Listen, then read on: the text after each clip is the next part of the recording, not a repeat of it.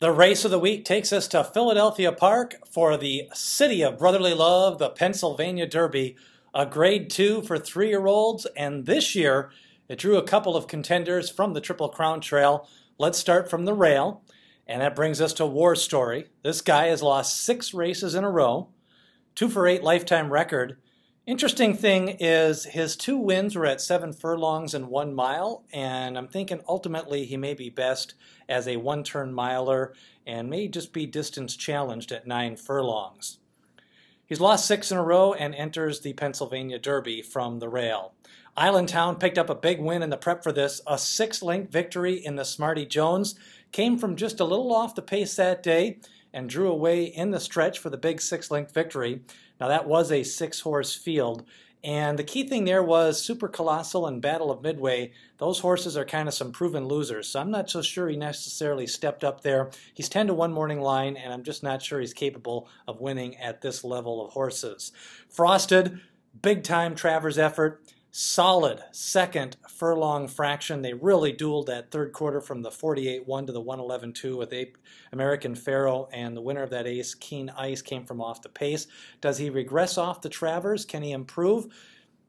Definitely a contender in this race. 2 things to note. He goes back to Joel Rosario in this spot and a lifetime record, 2 wins and 6 lifetime seconds, approaching $1.5 million in earnings. He's the class of the field, but he does need a victory soon.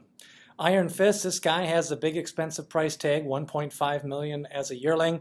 Been overbet in every one of his races. Now he's finally 8-1 morning line. Think he'll probably go off that finally. Does have some sharp works, and he was caught at the rail in the West Virginia Derby. Kind of got caught in the quick stand after making a mid-race move. I expect him to be closer to the lead in this race. I think they got a little overconfident last time and kind of rode him from the back of the pack. I think he'll show more speed in this spot. Made from Lucky, he's been making a living, grinding out some victories, $875,000 in career earnings.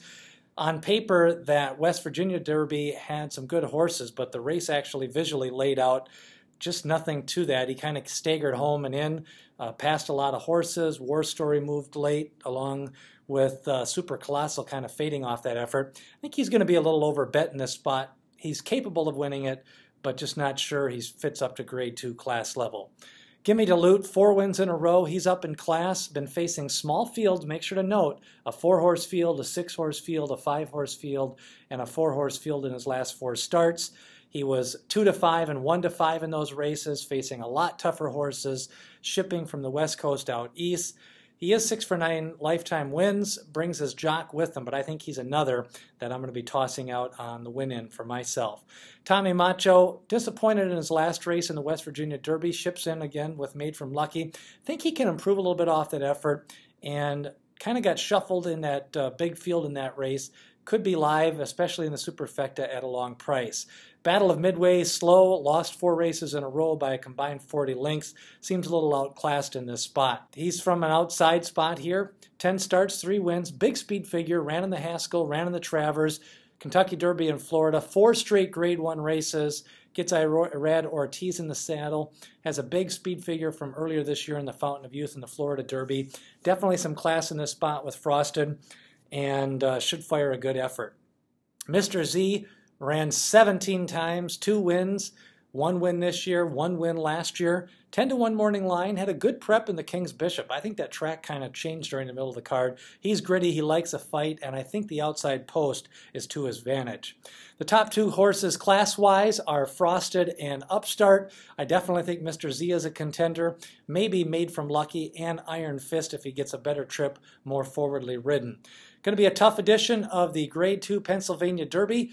Make sure to follow all the action to the Breeders' Cup and the big races as we get closer to the fall right here at Derbyologist.com. Also hit that subscribe button and catch all the weekly previews as we race to the Breeders' Cup.